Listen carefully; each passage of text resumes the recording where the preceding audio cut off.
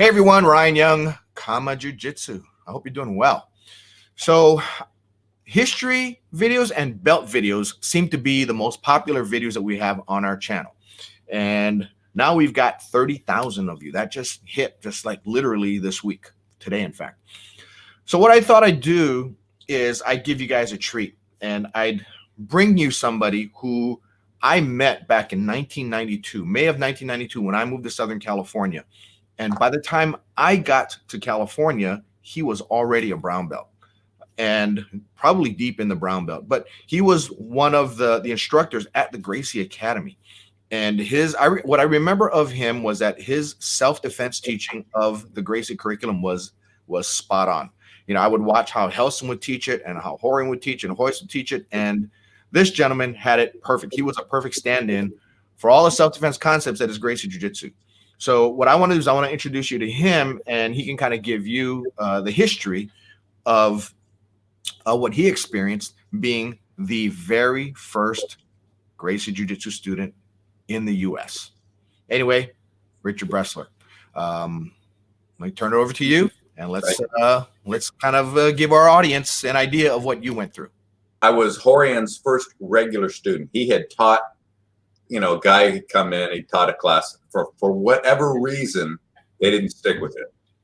You know, and I guess there was Helson up in San Francisco. I don't know what he was doing, but no one ever heard of what was going on up north. Horian came to the U.S. explicitly because, and I remember him telling me this early on, he says, because I wanted to go to the world. He says, when it's in Brazil, it stays in Brazil. When it goes to the U.S., it goes out to the world. So after I had the class in July of 1979, you know, I went in for a free class. And by the time the class was over, I'm like, I got to do this. I mean, something just hit me. It said, this is the way martial arts should be taught. And, you know. Now, what's your history in martial arts prior to that, if any? I boxed when I was about 19 years old for about maybe 4 to 6 months. And something happened in boxing that turned me off. And I was the pro. We were standing in a little circle. He was in the middle and he would keep turning and he would, you know, just a little light spar with us. You know, at 6 months, you're not ready to do any, especially against a pro. So the guy was, you know, it was my turn and I was blocking, and all of a sudden, out of nowhere, he elbowed me in the nose. And I was just like, screw this. I mean, it looked like it was blatant, you know, because if you're a pro and you can imagine rolling with someone like Hickson or any of the brothers back then, especially at 6 months, you wouldn't get hurt with these guys. You know, they were gentle with you. They were training you. So I just kind of went like, you know, you don't have to show me how tough you are. So I said, okay, that's it. I'm done boxing. I didn't like, getting hit is one thing. Getting elbowed is something else. And, you know, I just didn't get the sense that the guy had my best interest to teach me. So I didn't do anything after that. And how old were you when you started with Grandmaster Horian? I think it was just before my 28th birthday.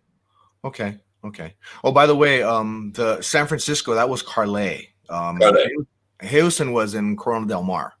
Back then? No, not then. It was sometime in I want to say in the late 80s or early 90s, because Kenny Peterson, he went to Helson when once he started having, I think his son Mickey was born, then he ended up going, he lived in Orange County and making the drive up and trying to do the family thing and all that was tough. So right. So Hickson sent him down to Helson's place down in Corona Del Mar. Okay. And Helson is Rodrigo's father. So, and I trained once when I was at Ken's place. I trained with Rodrigo. I never met Helson though. Spoke to him on the phone though. But so you were, you know, this. I remember the story that you once told about meeting Horian. Why don't you go over with the viewers about how you met Grandmaster Horian? I was in a business that I hated doing. I was in the fast food business, and it was a family thing. And it was in Hawthorne. I had a buddy of mine who was in the waterbed business. It's called the Sleep Shop in Topanga Plaza. And I bought a mattress, a king size waterbed mattress. And And then I went, wait a second, why didn't I just get the whole frame and everything that came with it? And I called up and I says, hey, well, I need to put it in, you just can't put it on the floor. So he said, okay, we'll sell you that. And I said, well, I don't need the mattress. And he said, Richard, it's a better deal. We can't take the thing back. So I ended up buying the whole set. I had an extra mattress, so I put it in the recycler. And for those of you who don't know what the recycler is, it was a newspaper it was kind of like the Craigslist on paper. And I came back from work one day and someone left me a message. I called the number back. Horian answered. And I said, yeah, someone called me about this. And he said, that was my roommate, but he already bought one. So I said, I was just about to hang up. And he goes, but I'm looking for one. And that was the point that I was like, him saying that changed my life. So I said, look, I live in the marina. So he drove up, I don't know, got there very shortly afterwards, came in, very nice, very, well, Horian, but for the people who don't, I'm very smooth, very charismatic, very confident. And we go upstairs, I show him the stuff, I give him a great deal on the sheets. And I sold him 3 sets of king size sheets in the package for $15 for all 3. And I wanted 15 a set, but he, Horian, he just like, oh, my friend, I don't speak a lot of English. I'm from Brazil, whatever, blah, blah, blah. Well, yeah, you've heard it. So I said, okay, fine. And he goes, you never know when it'll come back to you. So as we're walking down, he asked me about my martial arts experience. And I told him that I boxed for a few months. And he said, why don't you come by for a free class? I teach, first before he says, my family's been doing jiu-jitsu in Brazil for 65 years or something like that at the time. And he said, we're a family of champions. And, and I'm just thinking, oh, yeah, right. Sure, you're this martial art champion. But anyways, I went down there and it was amazing. So why don't we go over with the viewers how your first lesson went? I walked into this garage, and this was before we had the official Gracie Jiu-Jitsu garage in Hermosa Beach. This was in Redondo. And, he had it draped off.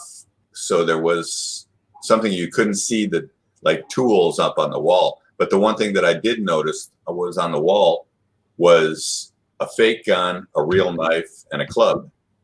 And as soon as I saw those things, I was thinking like, oh my God, is this guy going to kill me? Or, I didn't know. And I was doing drugs back then. So I was not really, I was an unhappy guy. So I was smoking a lot of pot, doing cocaine, doing Quaaludes. I was, your eyes are like, you didn't know that about me? No, I did not. Yeah.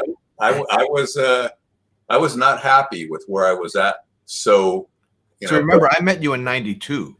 Right. But I've told people about what I was like, but maybe I didn't, because it was at the academy. I don't know.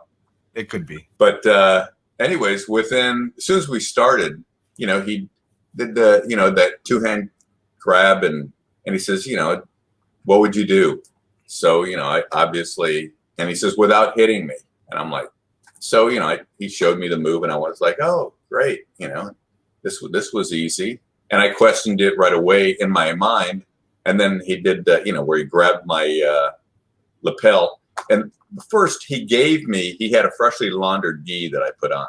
And so when I held him, maybe it was like this, because I remember he took my hand and he bent it a little sideways. And as soon as he saw that, he grabbed my wrist and like, you okay, my friend?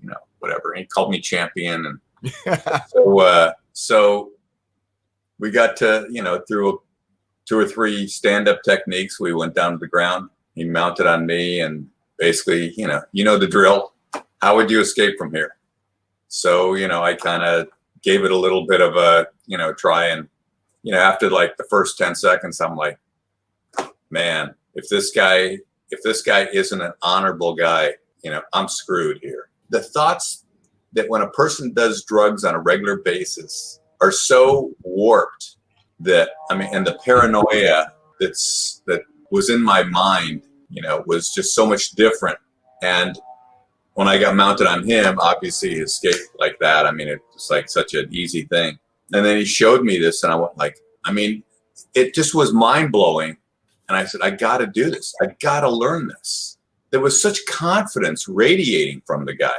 And after we were done, you know, it was a half-hour private class that was free, the first one. We walked into the kitchen, and he made me, I think it was some fresh watermelon juice. And, you know, he put it in a blender, then a cloth bag, squeezed it. I mean, fresh. It wasn't sitting in his fridge. Well, you know, from even 2 hours ago. I mean, it was fresh. Mm-hmm. So, you know, he gave me some of that. I think he may have even given me some dates with some cream cheese in them, you know, and I was just like, wow, it was so cool. And I just went like, when can I come back? And the price was $10 a half an hour. So, you know, and I just said, I come back as soon as I can. And he didn't encourage me to do a lot. He just said, you want to do at least a class a week so it stays with you. So I did, you know, mostly 1.5 hour private class a week. And, you know, I wanted more, but it was like, he wasn't encouraging like a lot of classes. But so I just kept coming back. Mm-hmm. And my life slowly started to change. So did the Gracie diet and the way he ate, did he influence you at all? Or because when I met you, I think you were a vegan. And yeah, was that influenced by him, or did that kind of come from some other means? In October of '80, one of the things that happened to me when I started doing jiu-jitsu is that, and even before jiu-jitsu, I knew that, I mean, I was unhappy. I didn't know what to do about it. I saw jiu-jitsu as a way out. And I was in therapy because I wanted to change. I saw the problem was drugs. The problem wasn't drugs. Drugs were just something that I was using to deal with the problem. So when I started doing jiu-jitsu on a regular basis, you know, I think I entered group therapy for change. I lived with two guys that were in the music industry, and they were partying. And I thought it was cool, but it wasn't helping me. I mean, look, I got backstage passes for all these things, and, you know, but it encouraged my drug use. So I wanted to get out, and I told Horian, I remember telling Horian, I said, yeah, I really am looking for a new roommate. I want to get out of there. And this is September of 1980. And he said, Richard, I'm looking for a roommate. He says, let's get a place together. And I was floored, because I'm like, dude, I'm doing drugs and partying, and you want to get a place with me? You know, I didn't say that to him, but, you know, I said, yeah, you know, like, whoa, man. So we got this house in Hermosa Beach, a 2-bedroom house right on top of a hill, just above PCH, you know, for, I don't know, 2-bedroom for $700 or something like that. What I didn't know at the time is he didn't have any credit. He couldn't get it. I got the house. He gave me the back bedroom with the scenery. I mean, I had 2 views. He had 1 view out of the side. I had a side and a back view. And he said, here, you take the nice bedroom and 1 bathroom. And so we moved in October 1st, 1980. And the first day that we moved in, Elio, Hickson, Carlos Gracie Jr. spent a week with us. They came and spent a week with us. So I was just like, oh my God, this.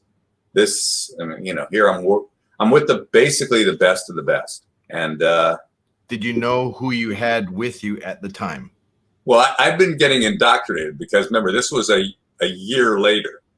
So, I mean, I maybe it didn't really fully. I mean, like now when people see it, it's a little different, because all I knew is that, you know, I was in the midst of jiu-jitsu royalty.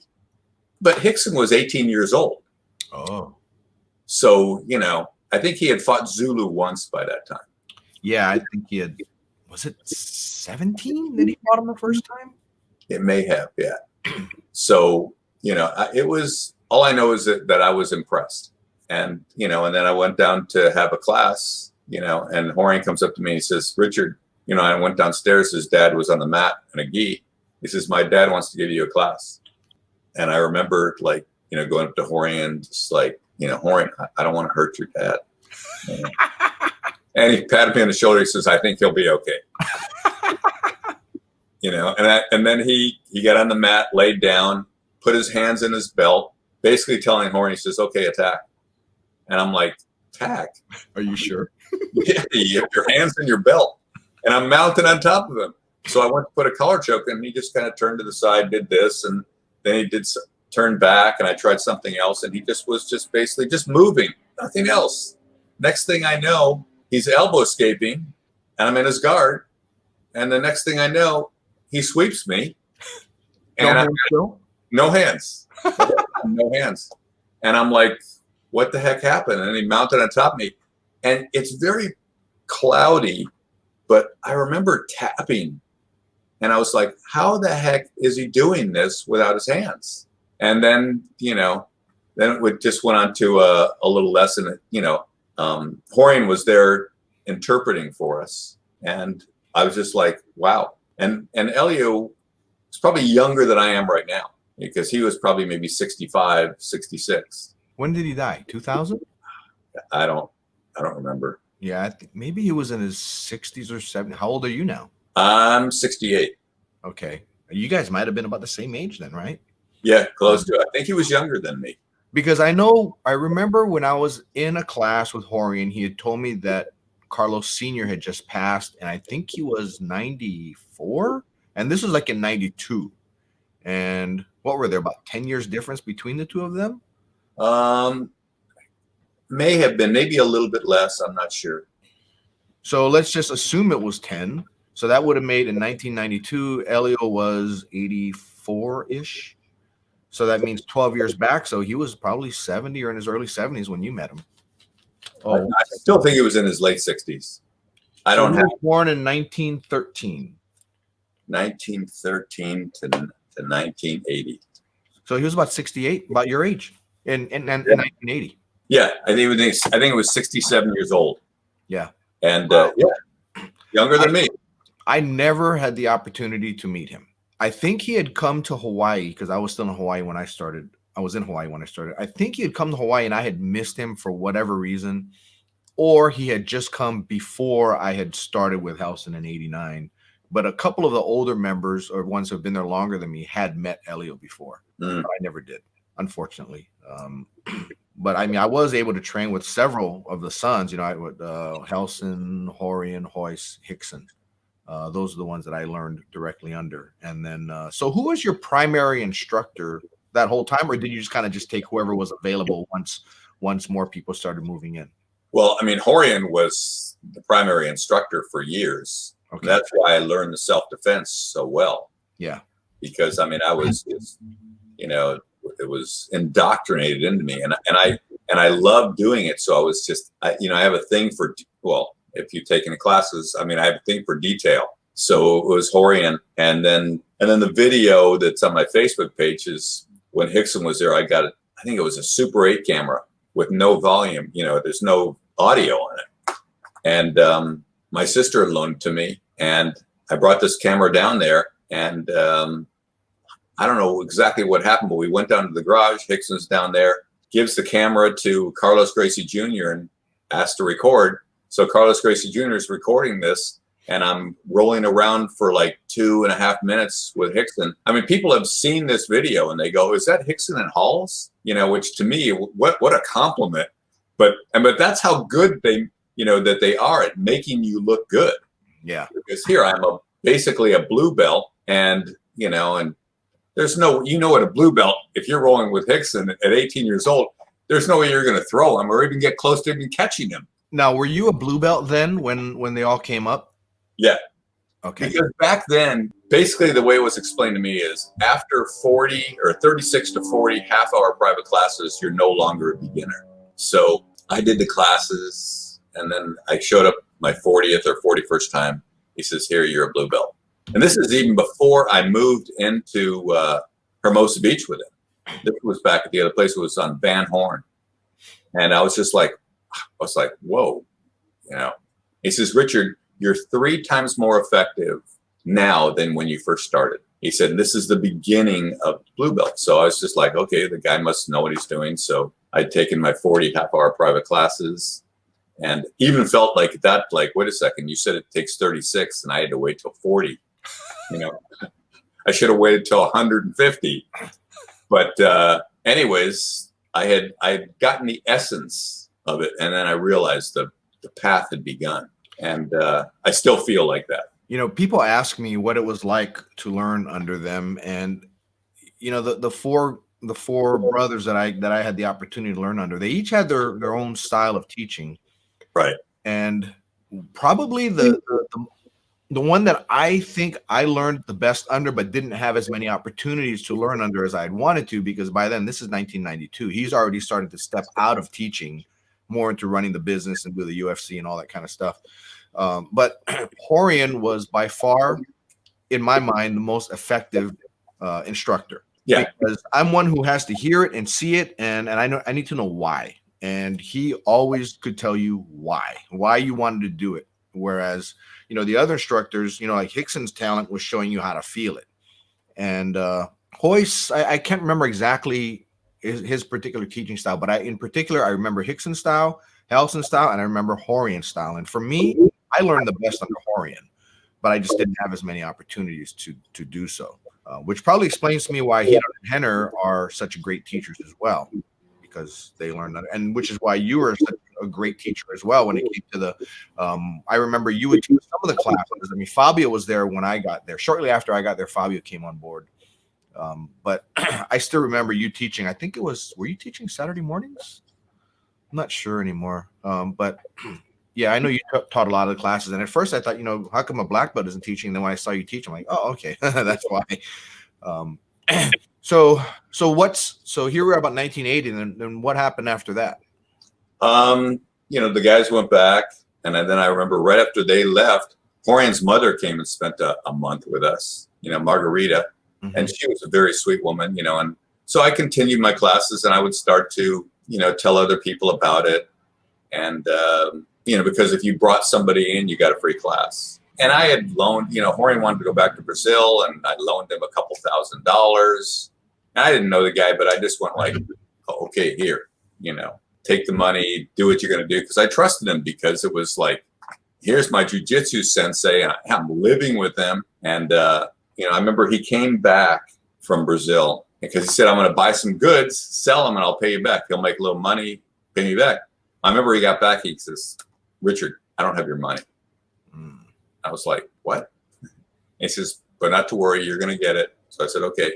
And he says, but until you get giving you free classes. So I'm like, okay. So I got free classes from that point on for the next 4 years. Oh, wow. So, you know, that was some interest. You know, when guys would come over, he said, do you want to help with a class? And, you know, all you got to do is ask the question. I'm like, put the gi on, let's go. Yeah. I was so hungry for this, and it was slowly starting to build, and I would go down on, you know, every chance I could to help out with the class. And I really started to learn to teach back then, because I was such a student of, like, just paying such close attention to what he said, how he said it, and just being around him. You asked earlier, when I came in, I was a vegan. Remember, I had come from the fast food business, and I had terrible eating habits, eating hamburgers and hot dogs, not really caring about my body, because, you know, I was still getting high and, you know, eating junk. But I started eating meals with him. He said, hey, just let's eat meals together. And he would show me what he would do, and I start doing it. Within 6 months of being roommates, and I was what, you know, I call a Twixaholic. I love Twix candy bars. Those are good. Yeah. And every time I would go to the store, I mean, I would probably eat one a day. And after about 6 months, I never touched a Twix candy bar again. You know, slowly after eating, you know, with him all the time, I stopped eating the other stuff. He never lectured me, never said, he just said, start taking care of your body. So within a year, and that's when Hit-On was, he had met Suzanne, married her, Suzanne moved in, and she was pregnant with Hit-On. You know, it was time for, you know, Richie to go. And I was just like, no, you know, but I had learned enough about the diet, still just kind of tweaking, getting rid of the other bad habits that I had, moved in down the street. And then, you know, so I was only a mile from there, but my eating habits were really start to set in. And then I started taking interest in health, and I started studying. I went away in 1984 for a few months because I was studying this, and And what they were teaching was being a vegan. And I was a vegan for 13 years. And I was pretty strict. Now, was Horian a vegan? No. Yeah, okay, that's what I thought. So now, did being a vegan help you at all? I mean, you say you're 13 years, which means you're not one anymore. No. Back then it was good, but see, the thing is, when you do a vegan diet, and because I've had, my kind of weakness is digestive. Everybody has something, and I couldn't digest eating nuts. So I didn't have a good source of any good quality protein. People say, oh, you can get it from broccoli and stuff. You know what? I'm sorry. Maybe a few people might be able to get it, but not the masses, not enough. And I fasted. I really wanted to learn what I was doing. So I did like a long fast, and I was super thin. I mean, I was thin. You've known me for a long time, and I've been thin. So finally when I went and saw some guy, and he just said, you need the meat. One guy said fish and chicken. The other guy said beef. I started just incorporating everything into my diet. And this was from 84. So probably in the early 90s where I started or mid 90s when I started to really start incorporating animal protein back into my diet. Yeah. So why didn't you just do the Gracie diet? I did for a while.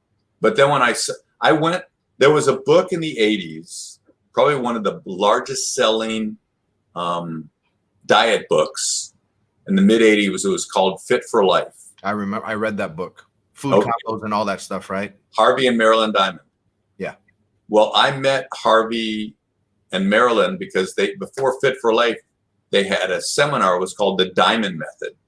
So I went there, went to the seminar. There was like 200 people. I saw it and I went, wow, I really want to learn this. This guy makes sense.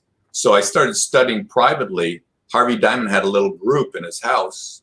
There was like 4 or 5 of us. And I started studying with Harvey. And after I'd taken the course, and I just said, I want to learn more. And he goes, well, you can always, I would suggest you go away and do an extended fast. I would also suggest you can take the PhD course, down in Missouri and maybe down into Florida. So I said, okay. And I contacted the school and I said, I want to do this. So I went down there and I really got into it, supervising fasts and learning all that stuff. And I was indoctrinated into that kind of thinking, which is good for some. I mean, I'm not like any people who read this who are a vegan and you think you're strong enough. Great, do it. But it wasn't for me. Mm-hmm.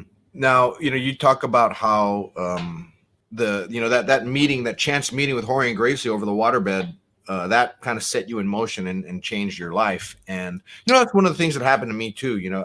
With me, it was somebody's telling me to watch Gracie in action. Go borrow it from Sinclair Library at University of Hawaii. And I watched the videotape, and I said, yes, I want to do this. And I happened to bump into Helson at Bobby McGee's.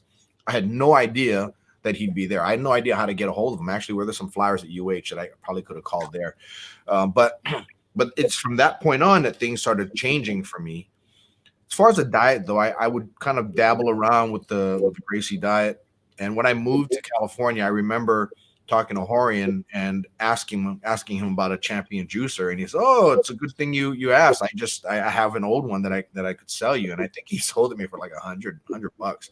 It was one that probably might have been 20 years old by then. It was kind of house. Yeah, it might have been the one that you had, kind of a yellow one. I don't know if you remember that one. Yeah. Wasn't quite 20 years old because early on, Horian wasn't making.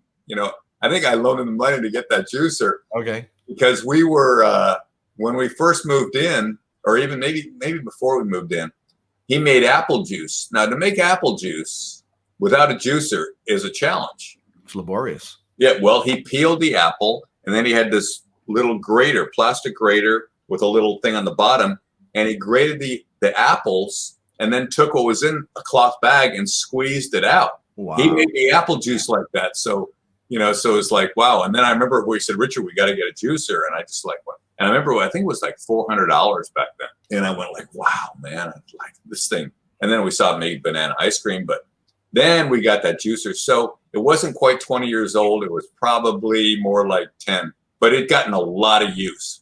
Most probably got more use in those 10 years than a juicer would get with a family of 4 in 20 years because Horian used it every day, multiple times. Yeah. As long as me too. It's funny how that's a juicer that you use as well, that I bought from Horian for $100. And I remember I got into juicing as well because when I first moved to California, I made very little money, and I could only afford to train twice a week, I think, at the academy. Fabio ended up letting me train for free if I helped him with the class on Saturdays. So that's how I got my 3 days a week. But I remember I just asked Horian, I need to buy one of these things, because I know Helson had one. And he told me how much they were. He goes, oh, but I'll sell you my old one. So that was my first juicer. And in fact, I gave that one to my mom because my mom saw it. She'd come to visit and she liked it. So she liked it. So I was like, you can take it, So I gave it to her, and I need another juicer. And then you got me my second one. And I remember it was $325. And this is in the early 90s. Yeah. Because I had said I was looking for one. You said, oh, I can get you one. So you had gotten me one. And I don't know if you remember that. That was my second one. I had 3 altogether at some point. Wow. Because my mother-in-law liked it. So I gave her that one, and I got another one. But it was crazy, those juicers, and how expensive they were. But they were fantastic. Yeah. So do I even have one now? I'm not even sure I have one now. I think Fernando, who's one of our black belts, I think he took mine. Because I got one of those Breville ones. Right. Use these days. I should though, but anyway, so Craig Kuck is the first black belt, so they say, first non-Brazilian black in the US. He is. Did you train with him as well? Oh yeah, Craig was in the garage, and there's so much to tell. By the way, and I'm sure you probably know this, I'm writing a book about this whole thing. Nice. And it's Scott Burr, who's a black belt under Steve Maxwell, is been writing it for me. We're collaborating on this, and he's doing the book for me, and it's probably going to hit someplace, hopefully, the winter of this year. Most of it's done, and it tells about what happened. It tells about the things like Horian used to, like, we went to because early on when he's telling me about jiu-jitsu, he's telling me the effectiveness, and I wanted to see him go against other guys. I wanted to see the effectiveness of this. So he said, hey, we're going into an American jiu-jitsu school. I'm like, American jiu-jitsu? And all I knew is that I was a blue belt. And so when we went there, I was expecting something similar to what we were doing. What I saw was these guys throwing these punches and the guy doing the stand-up stuff, perfect choreography, but I went, no one's going to hit you like that. No one's going to sit back and, So I saw it, and the guy would flip him, and I was like, okay, this is going to be interesting. But, I saw the guy's belt, and that, that's all I saw was like respect, black belt. So the guy talks to Horian, and he says, look, Horian, he says, why don't you and your black belts come with me, and the other guys, go and, with the other guy. And I'm like, so I start walking over, I felt like a peon when he said that. So I started walking with the other guy. Horian grabs me by the sleeve, and he goes, Richard, come with me. And I said, Horian? He said, black belts. And he said, don't worry, you know more than these guys. And I'm like, oh, geez. He's going to get me hurt. So Horian, you know the speech, but for those who don't, it's like, my friend, what you're doing looks really great. And, all this, building the guy up. But what would you do if...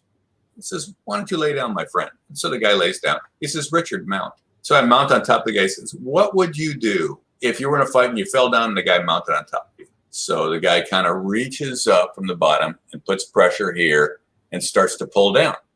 Well, I felt the pressure right away because the guy was really gouging in. So I just got up a little higher where he couldn't reach.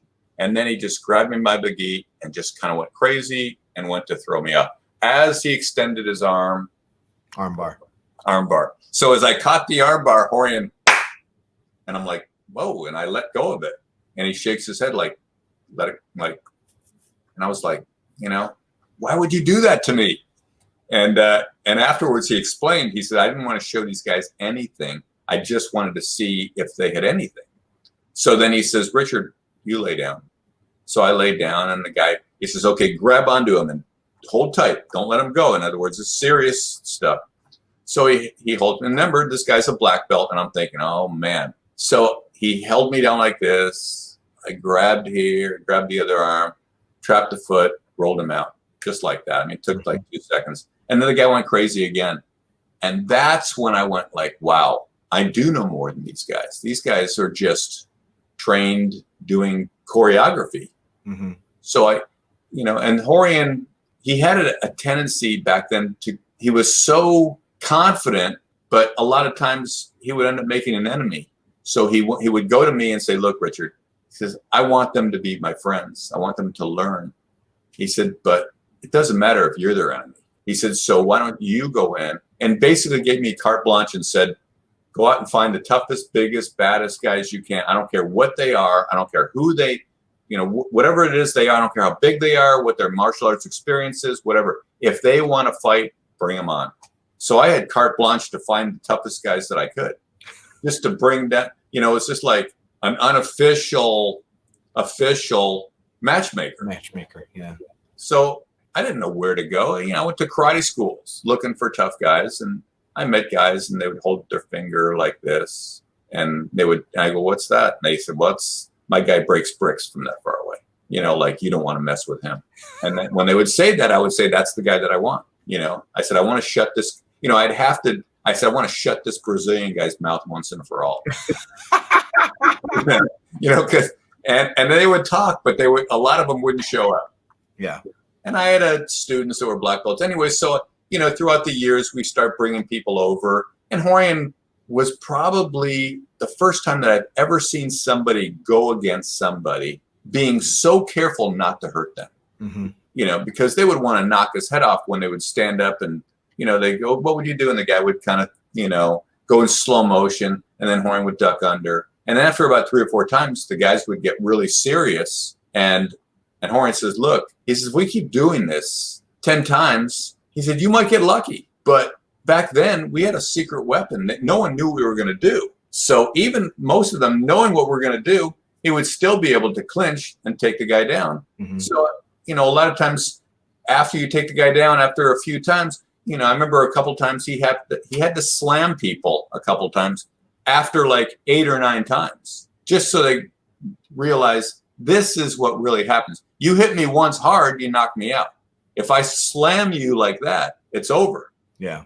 And so we started getting the point across, and then we started doing, videos and the Gracie Jiu-Jitsu in action, and which I am the videographer. I mean, I shot a few of those, and so I got a chance to experience it all over at El Camino College when Hickson was there, and I got a chance to see all this stuff, and even do some of the early on things, going into Benny Urquidez's school out in the Valley, and Horian doing something with him. I remember Benny saying to him, he says, look, he says, I think your art is on you. In other words, I don't think it's your art. I think it's you that's the martial artist. So, and I was a student for less than a year, not taking classes on a regular basis, just doing privates and helping. And he said, Richard, go put your gi on. And I went, it's just like, what? And this is, and they pulled some guy out that had that was probably 30, 40 pounds bigger than me, that had green or purple, whatever it was back then. All I know is that I was just looking at the guy's size and going, holy crap. And I'm like looking down at Horian, and he's talking to me, and he says, look, put your hands up, cover up. When I say go, you just charge, you clinch him. And I had, how much experience could I have done doing this? But I said, okay, I just trusted him. And so I stood up, I'm like this, and I'm thinking to myself, as soon as he says go, I'm like, charge. And so I charged. As soon as he said go, I just charged. And the guy was like a deer in headlights. And I pulled him down and started to go for a collar choke. And Horian says, okay, that's enough, because the guy didn't know what to do. And I was just thinking, go for the collar choke. And it was so fuzzy in my mind that, because I wasn't going there with the intent of doing anything but watch. After I did that, then Benny's brother came up, who's a big guy, and he got in my face talking about how tough, his other brother is, and I'm like, why are you telling me this? And I said, that's nice, but pointed to Horian, I go, that's the guy that needs to hear this. And he just walked the other way, and then, so we had a few of those things. And then Horian came to me in the late 80s, and he said, or maybe early 80s, and he said, look, we can't really grow being in 4 garages. He had Machado's and Hoyce and Hickson. And he says, we need to have an academy. And I said, yeah, I agree. And he goes, there's only one problem. And I said, what's the problem? Money. And so I said, well, yeah, you need to raise some money. And he says, Richard, come on. So I just went, I said, how much are you talking about? And he said, 60,000. Wow. He said, the bank will loan me 60 if I have 60. I don't think I had $60,000 back then, but I had 40. So I said, okay. And I went to my parents and they went, Richard, are you sure about this? And I said, yeah. I said, and they knew, because they were at the place in Benny-Urquidez, they went to watch, and they knew how crazy I was about jiu-jitsu. It was basically my money that got the place started. So the Gracie Academy was born in 1990. And now, did you have shares? It was, I hate to say what I should have done. I did not.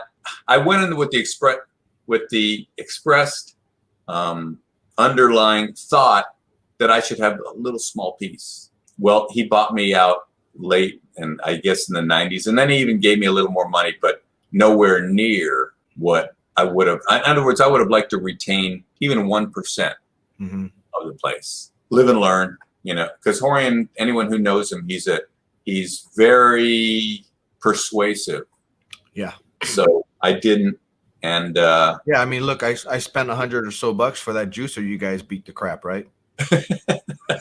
Yeah, but it gave you many years of use. It did. It looked like crap, but it worked perfectly fine. Yeah. So it was, and then Art Davie came along, and he needed money for the UFC, and I put 10,000 in the UFC. Oh, okay. As did my parents. So when the Fertitta brothers bought it, then you got some of that. You got your money back, and then some. No. Before the Fertitta brothers bought it, Horian and Art sold to Semi-4 Entertainment Group. They only kept it for like the first, 7 or 8, because his whole purpose for doing it was to show Gracie Jiu-Jitsu, which they had done. I mean, by the UFC 4, people, was like, wow. But even before then, people wanted to learn Jiu-Jitsu. And our classes, we were almost ready to close the academy because we weren't getting enough business. Wow. The sheriffs were showing up in the early 90s. Who was showing up? The sheriffs, because they were ready to serve us with eviction papers. Oh, wow. So Horian would always find a way to get a payment, and then after the inaction, they started to give us a little money back, because the money that came in from those. And then after UFC, our classes, because we didn't have the upstairs when we first started. We just had the downstairs. Yeah. We got the upstairs, and the upstairs classes started to fill. So that's the point where it was like, okay, Jiu-Jitsu had arrived at the Gracie Academy. Yeah, so, the UFC did wonders for Gracie Jiu-Jitsu, because it was after I had already been in California when Royce had his first fight. And I remember calling my friends back in Hawaii. And when I was with Helson, he probably had 30 students. But he didn't pay any rent, because a student would sign out the gymnastics room that Helson would use as his room, and he'd just earn his money, doing privates in his garage. But after the UFC, then my friends told me, wow, classes are full now, which meant that he said, I think they had 40 or 50 people on the mat at a time, and they had a waiting list 200 people deep. Wow.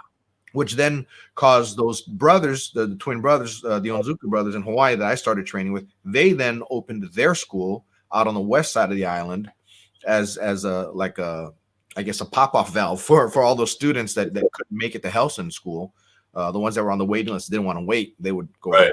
And yeah, I just remember, really? That many? He goes, oh yeah, it's crazy here. And then I as far as I've known, yeah, I guess it did get kind of busy, but I left the academy before the second floor went up. I remember stopping by to visit Royce one day, and he showed me the upstairs at the time. But yeah, I never really thought it was all that busy at the academy when I was there. And I guess that's why I didn't know all this stuff that you're telling us. Yeah. So they ended up selling the interest in the UFC. I think Semi-4 or Bob Meyerowitz, who was with Semi-4, they offered Horian and Art $500,000 to, for the franchise. Yeah, for the UFC. Because I guess we were starting to, they didn't know because remember back then it was 2 hours period, fights, unlimited time. It was what would happen more or less realistically. I mean, the only thing they couldn't do in the fight was bite or eye gouge. Groin kicks, all that stuff was okay. So I remember that when Hoist fought Dan Severn, I think it was Dan Severn when it stopped before Hoist tapped him. Yeah, the pay-per-view cut off. I remember I was watching that fight. So, and they didn't know what to do about that. And I guess Bob was going to go with rules and, time limits. So when they sold, the way the contract read, you remember who, I know you remember Lowell. I do. But, Jason Krakorian. I remember him. Okay. Jason's father was an attorney, I believe, or he had his attorney look at the contract. And they said, if you don't sell us for a lot of money, you guys aren't going to lose your investment. So I remember when they sold it, Horian came to me. He says, yeah, we got $500,000 for it. And he says, the way the contract reads, you guys lost your money. And I went, wait a minute. I says, you're telling me, myself, my parents, and everyone else that put in, we lost our money? And he said, yeah. And I said, well, if I lose my money, don't ever ask me for another penny again. So he went back to Suzanne. Suzanne, talked to him. So he came back to me. He says, okay. He says, all the investors are getting their money back plus 10%. We got our money back. But when I think what we could have had, I mean, I wouldn't be living in this one-bedroom apartment in Santa Monica. I'd be living in a suite looking over Malibu or something, But it was part of history. We did get our money back. And it was just part of my journey. So now I left in I don't know, maybe 93 or so. When Fabio left, I remember I left and I went over to Hickson's academy full time because I was training. I was one of those that training at both places. And I didn't know what the back dealings was between Horian and Hickson at the time. But I remember being told by Ethan that something was going down and that I would need to make a decision. Yeah. Dave Kama, my instructor now, he was talked to by Hickson. And basically it was being told on both sides that somebody's going to have to make a choice at some point. You can't train in both places. So then I left, and then you were still there when I left. And then all of a sudden I hear a few years later, you're no longer there. You're now a black belt under Fabio. So if you're okay with it, tell us what happened there. What happened is that I was, teaching relatively full-time basis. And this was back in the 90s. Well, let me tell you what happened with me and Hickson before that happened. Okay. Hickson, as you know, left. And I loved having classes with Hickson because it was a different kind of training. Horian was very technical, learning stuff. Hickson was, helping me to become a better practitioner. And I loved my classes with him because Hickson wouldn't give me a half-hour class. He'd give me a 45-minute class. And it'd be about a half an hour of technique and then 15 minutes of nonstop rolling. And no one ever trained me like this because he would just keep going and I'd get tired and I'd go, and he goes, no, this is where your jiu-jitsu kicks in. Keep going. Yes. And I'm like, so, but it was amazing. And then Hickson came to me and he said, you got to make a decision because he had left. And he says, you can't go with both of us. He says, you got to choose me or Horian. And I said, Hickson, this was one of the toughest things I had to do because I had 60 grand tied up in the academy. Oh, yeah. And I just said, man, I can't, I can't do it. And, I was torn and I don't know what I would have done if I didn't have the money because I had learned a lot of stuff about teaching and all the technical stuff. But Hickson presented a new kind of, or a different kind of training for me. Mm-hmm. But I had to make the decision with the money. Remember, it was not just my money, my parents' money. And so I went with Horian. So now fast forward in the 90s, the early 90s, the big thing, was instructional videos. Mm-hmm. But Horian came to me and he says, we got this new thing. It's called a CD-ROM. And it was interactive training where you could skip forward and do something like this and give a 360 view. And they were recording it upstairs. So I think a lot of guys had already left. And Lowell had left. Richard's teaching the morning classes, the evening classes, and my privates. I had gotten injured about 2 or 3 weeks. There's a guy who's now a black belt. I forgot his last name, Sam. In the back room at the Gracie Academy, I was showing guys how to clinch. So him covering up, and I'm stepping in nice and slow. So I go, put your hands up, and now you clinch me. Well, he just got crazy and charged me and threw me into a door jam. Oh. I mean, I had hit my my left shoulder up on the, but you know, and I mean, it was extremely painful. So I started having like headaches. Like I teach a private class, I get a headache first 10 minutes into the class. Oh, wow. So I found this therapy that I've learned and I perform on people, but this guy was a chiropractor who did this muscle therapy. And I said, Horian, I said, I gotta, you know, I have an appointment. And he says, Richard, he said, we're filming these things and we got to get this done. We have a crunch, we have a deadline.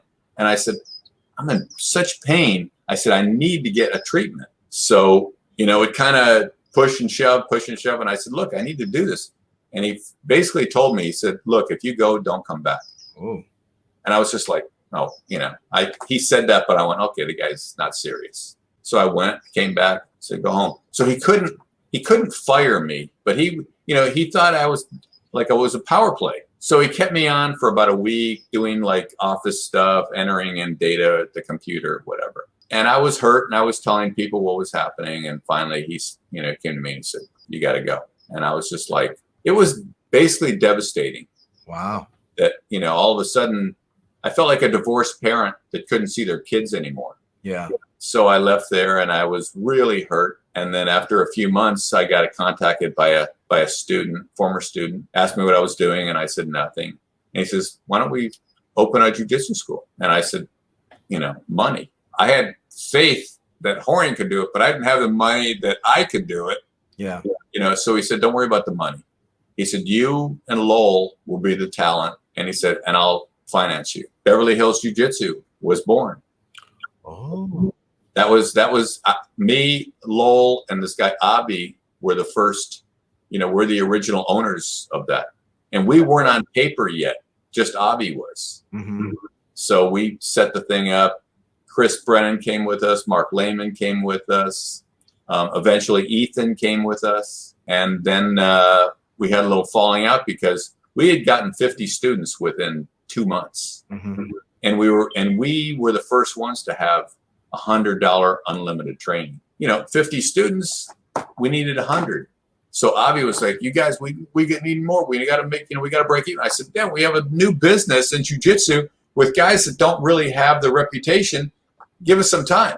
But he was really impatient, you know, giving us crap. And then Lowell left. And then shortly after, you know, I got pushed out of there and left. Mm. You know, so here another thing that had gone, I'd left jiu-jitsu. And jiu-jitsu is like, I mean, you understand, it's in your blood. It's something that you have to do.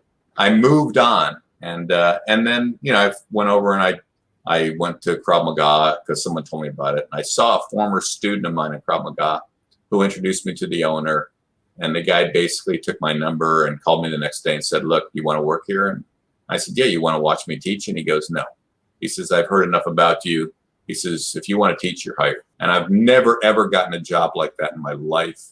Mm-hmm.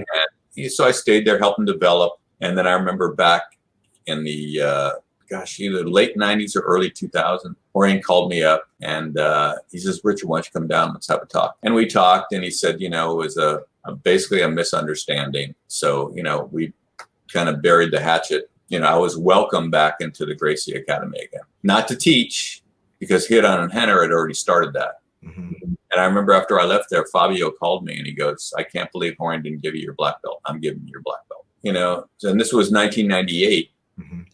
I swear it was earlier than 98 because Beverly Hills Jiu-Jitsu was 97 and I had a black belt on, but it wasn't an official that Fabio had put it on the plaque, but he had already said, you're a black belt, you know, and I've talked to Fabio about this, but he said, look, it was on my plaque that, you know, that Lowell was the first, I was the second of Fabio. Mm-hmm. And then I remember in 2010, Hiran called me up. He says, hey, we're doing a special thing on a belt ceremony for my dad. We'd like you to come and say a few words. So I said, okay. I went down there, sat down, put my gi on, put my belt on, and saw the whole, you know, promotion. And he says, okay. And I thought, here's the time I'm going to come up and speak. So Horian goes over the microphone. He says, okay, we have a special, you know, guest in here, and he's been doing jiu-jitsu for a while, whatever. And he says, and it's time to give him the official Gracie black belt. So that's when he gave me the official, like Fabio's wasn't. Fabio was a Hickson black belt. But anyways, to get that, you know, and he gave me the diploma. So I have 2 diplomas, 2 black belts. how many guys do you know that have 2 black belts in jiu-jitsu? So, One. yeah, so I had gotten that, and that was nice to get, the official one, and Well, if I'm not mistaken, Pedro Sauer has 2 coral belts in jiu-jitsu. oh, really? Okay. Well, because Helson had come to town and awarded him, I think on the same trip that he awarded Fabio his. And then I saw on video where Hickson put the belt back onto Pedro, because Pedro was one who, I guess, just like Fabio, Hickson put the black belt on Pedro. So when it came time for the coral belt, and I understand that Pedro and Hickson are, as close as friends could get. So he ended up, I guess, re-giving him the coral belt. So you re-got the black belt, right? Yeah, I re-got the black belt. So now to you, which is, I know you got it, you got it 2 times. Which is the time for you that is the point at which you say, now I am a black belt? The one that you got from Fabio or the one that you got from Horian? Being that Horian was primarily your teacher and Fabio says, no, you should have it. So he gives it to you. But Fabio wasn't your teacher. Well, put it this way. When Fabio said, now you're a black belt, I had kind of thought like I don't think that when anyone gets their belt, they almost really don't deserve it. Mm-hmm. And I felt like what a huge responsibility it is. But when Fabio gave it to me, I went like, wait, this guy's been doing, he's in the trenches and seen it. And he's seen, more of my ability, especially as a teacher. And he said, without a doubt, Richard. Mm-hmm. So, I'd have to say Fabio, and then Horian, when I got it at the academy, kind of like sealed the deal. Mm-hmm. It was an honor, and I've had it for a long time. And there's questions about, the Dirty Dozen and the whole thing, which historically, I wish they could really get it right, because they have Dave Kama as the first. I think we've had this discussion, at least online. Yeah. I remember when I was at the studio and Craig, I met him for the first time and he had just come back from Brazil, and Horian introduced him as his student, and he's the first to get the black belt, got it from, and in Horian's words, from the old man himself. Kuck, yeah. Yeah, Craig. And then from what I understand, Ken was the second who got Gabrielson? Yeah. Right. Yeah, Gabrielson. And then I think Bob Bass was probably the third after he beat no. What is that Baja Greek black belt that they were in the tournament in Irvine? And yeah, I don't remember. Marcio Feitosa. He had beat him like 2-0 in a tournament. So after that, the Machados gave Bob Bass the black belt. And then after that, it's just kind of blurry. Right. Because they never kept good records. Right. Well, Chris Saunders was Hickson's first. I know that. Yeah, I think he got it in December, and then Dave got it in January. Yeah. And I got mine in December of, that's when the official one, and me and Lowell in December of 88. Yeah. Because I remember, Chris, 98. Yeah.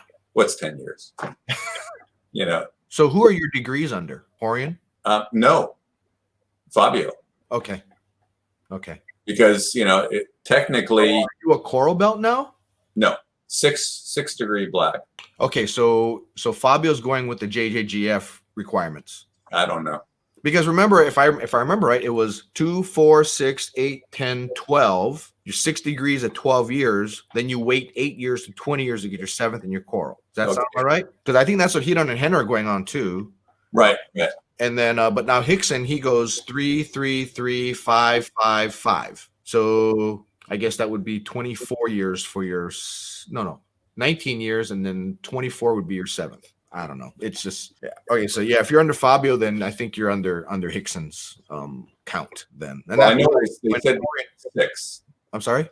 They said the 6 degree because Steve Maxwell has he's a 6 degree, and it was more of a time thing in. Yeah. I'm not doing any tournaments right now. I don't think tournaments had anything to do with it. It was always, you get the professor bars because you're a teacher. If you don't teach, then you don't get that. Right. Once you teach, then you get your bars. And after that, then it's your time starts counting. But it depends on who your master or your grandmaster is and how they do it. Unless you're like the way Elio used to do it. And I remember Ricardo Cavalcanti, who's local to me here in Dallas, and he was a Carson black belt. And he says Carson would just give it whenever he felt like giving it, which is how Elio is known to have done it as well. Just there's no time. He says when you deserve it, you deserve it. Doesn't matter if somebody who's 5 years of black belt may not get one, where somebody who's 1 year of black belt might get one. Right. Because I think Hickson had his 8th degree by like age 35. I don't know, something like that. Which is why there's a kind of a funny picture where it was Hickson doing a seminar. I think it was in Brazil, when he was living in Brazil, and there were a bunch of black belts that were at that seminar. And there's a picture of maybe 20 black belts that were all in that photo. And Hickson was standing next to Pedro, I think.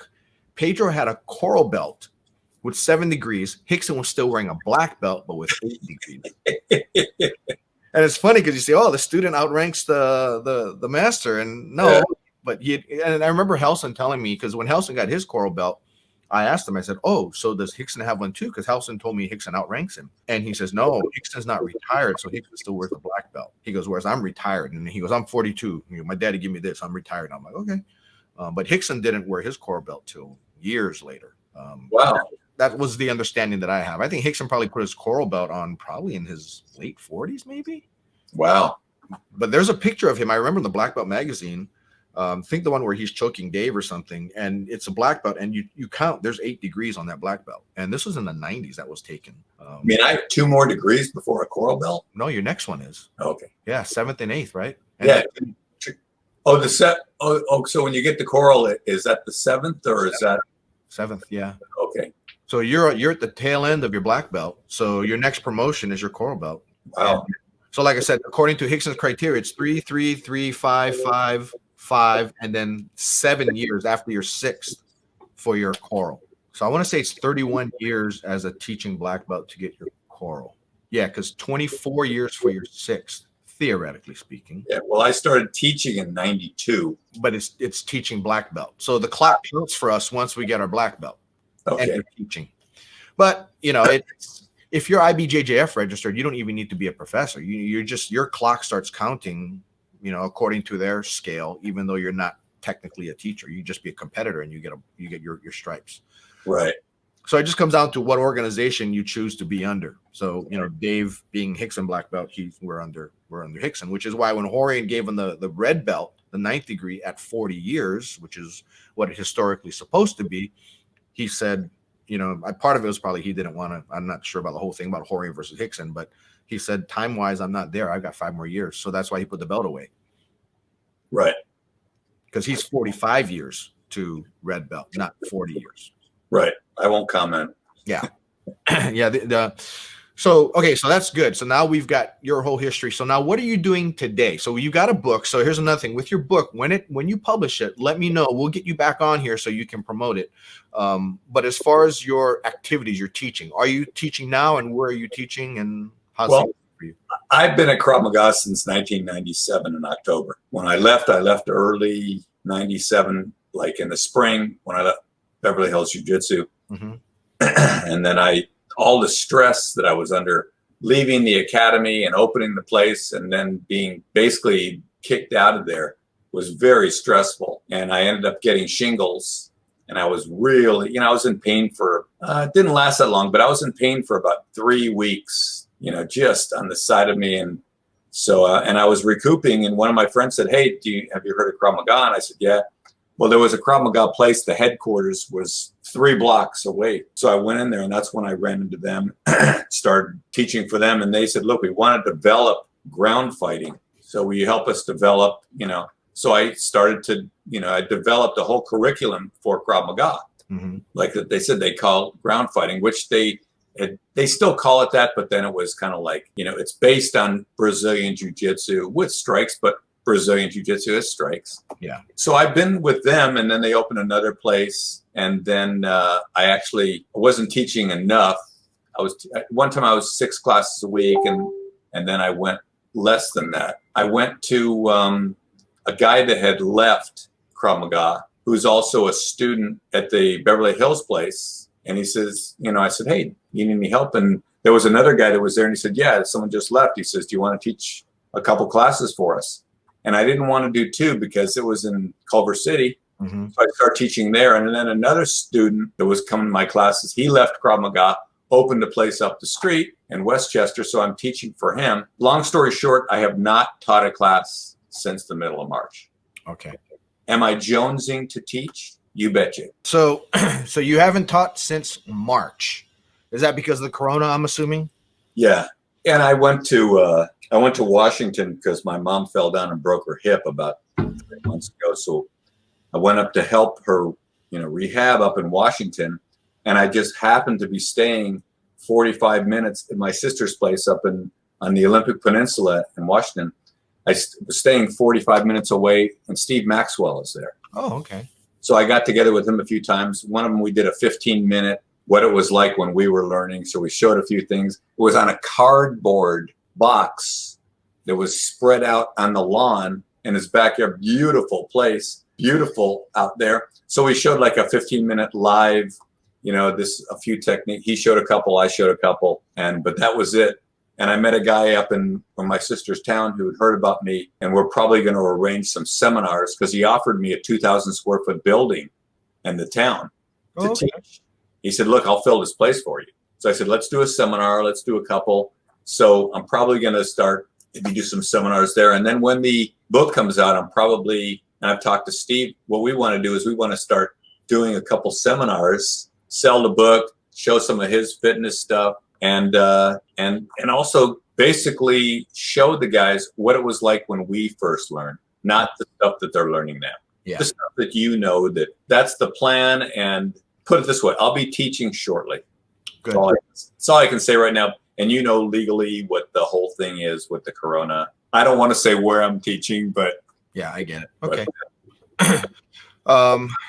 You might be relocating to Washington? Possibly in the future, at least to do some seminars up there, because my mom moved. She came back, we moved her, and now she lives up in Washington, and or she will live. They're on their way right now. Yeah. I'll probably see how it works out. You know what I found is that people want to learn everywhere. You can be anywhere in the world and you're going to find a market. You're going to find a student base.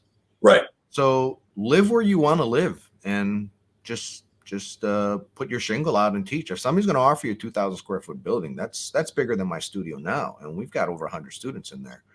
Wow. And, but yeah, I mean, like I said, you've been in Southern California for what, your whole life now? Since 1960. Okay. So, which is almost most of your life. You're a boy when you moved there. In Washington, if you're near your mom, why not? I mean, like I said, you'll find a lot of students to teach anywhere you go. And it might be another chapter for you to try out. Like I moved out of Southern California after living there 21 years in 2013, and I love it here in Texas. And if my mom were around, I'd try to be where she could if I had the opportunity to. Right. But jiu-jitsu is life-changing in many ways. It was for me, and that now you have this knowledge and this talent that can't ever be taken away from you. Right. And you've got a great story behind what you've gone through, and you're not an unknown in the community. I don't know how known you are, but only because I've known you all these years. But being the Horian's first regular student, that's a lot right there. And you do teach the old style of jiu-jitsu, and a lot of people, believe it or not, they want to learn this stuff. And people see the competition stuff and it looks fun, looks fine, but I get a lot of people inquiring, hey, I want to learn this stuff. I wish you guys were near us, and I really want to learn self-defense stuff, because that's what jiu-jitsu is. To me, it's self-defense. And I know that's what it is for you. Yeah, and I've been pretty vocal. I'm not against competition. It's just that most people who come, like Horian told me a long time ago, it says when someone walks through the door, most people who walk through the door aren't looking going, yeah, I want to be able to compete and do that. Their primal instinct is to know how to defend themselves. Yes, exactly. And he said, Richard, and he told me early on, he said, I'm not interested in you being a competitor. He said, I want you to be able to go out and defend yourself in the street. I said, look, if you want to do competitions, first of all, trashes your body. I mean, most people, and I'm not built for it, and I like the art of it. I like the fun of it. Did I do competitions early on? Yeah, of course. I mean, back then when you were in your late 20s, early 30s, it's like, yeah, let's do it. Mm-hmm. But you start to get up there. I remember I stopped doing a lot of hard training in my probably about 37. I was very selective who I went with because, you know, I felt like I was remember I was a vegan. So I felt like my shoulders were coming unattached because people would try to muscle everything. And being 150 pounds going against a 190 pounder or heavier, you know, it's just like I spent too much time trying to recover. So I just like, I want to do some technical stuff. Jiu-Jitsu is something that's meant for a lifetime.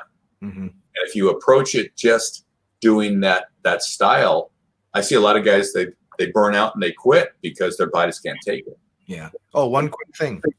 Show your hand. Yeah, your hands look good. You know, because you see a lot of guys, competitors especially, you know, their fingers are gnarled. And then your ears look pretty normal. No cauliflower, right? No cauliflower. You know, and there's a reason. One is that, you know, Horian would always say, you know, don't grip so hard. Don't, like, when someone. So I learned early on because, you know, I'd gotten pain in my hands. We all do, because when you're gripping, and he would tell us, and then he would also say, you know, as far as the cauliflower is, you know, if you're in a hurry to get out of a certain move, you'll yank your head out. He says, when you get in there, he says, grab on the guy and stick your head through a little bit, tuck your chin, stick your head through. So it's not that I didn't get irritation in my ears. It's that when I got the irritation, I rested and I put a warm washcloth on it. I mean, I remember my ears one time I would go home and I put my head down on the pillow and like, whoa, what the heck happened here? And I would use a warm compress, but I wouldn't go back and train hard until the pain was gone. And Horian's got really good ears. Yeah. So he said, if you use technique, you won't have to deal with that stuff. And I see guys that are 10 years younger than me, their hands are mangled. Yeah. And they have to tape them up. And I'm like, I've never broke my fingers once in 31 years. I broke my finger here sparring with a student back at the academy. You know, just the little tip there, kind of. It got when I was going to pass his guard, it got stuck in his belt. Oh. And it kind of moved a little bit, and I remember hearing a little click. And I looked down, my finger was like, no, it's not supposed to bend like that. So I popped it back, and that's the extent, other than, you know, the muscle stuff. Yeah. Yeah, Dave once told me, he says, you don't want cauliflower ear? He goes, then learn how to get out of a headlock. And I've kind of taken that to heart. And Helson told me the same thing, because Helson's ears were always nice too. And he told me, because I asked him about that, and he says, no. He goes, I don't have to worry about it. He goes, just make sure you get out right. I'm like, okay, that makes sense. Yeah. So here we are. We're at the end of it. I mean, we went a little longer than I had anticipated we would. And there's so much more. There are, and that's what your book is for. So you're gonna disclose all of this in your book. Do you have any last parting thoughts for our viewers? That you know, any kind of advice that you can give them? Somebody who's been around for jiu-jitsu for 40 years. You know, I would say when you're looking for jiu-jitsu, even if you're in jiu-jitsu, really realize that it is, you know, it's there for it's a marathon. It's not a sprint.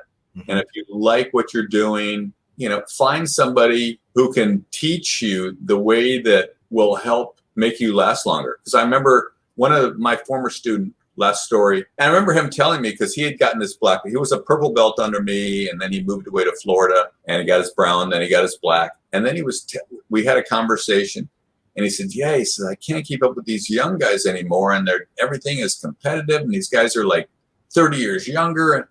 And I said, dude, you have to find a place where you can, you know, technically roll. Because some of these guys, man, they're just so gung-ho. And if you're in a school like that, that's just kind of pushing you where you're getting burned out, try to find something where you can, you know, go in. If you want to last and you love jiu-jitsu, stay with it.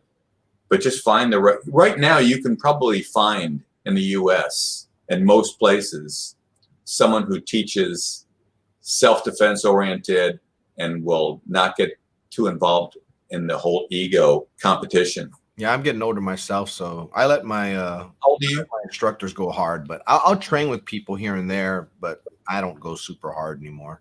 How old do you know, Ryan? I'm 52. Oh, you're getting up there, man. Thanks for reminding me. I'm ahead of you, okay? Yeah. You know, there's so much more, but I'll come back on when the book's ready if you're inviting me. And Let me know.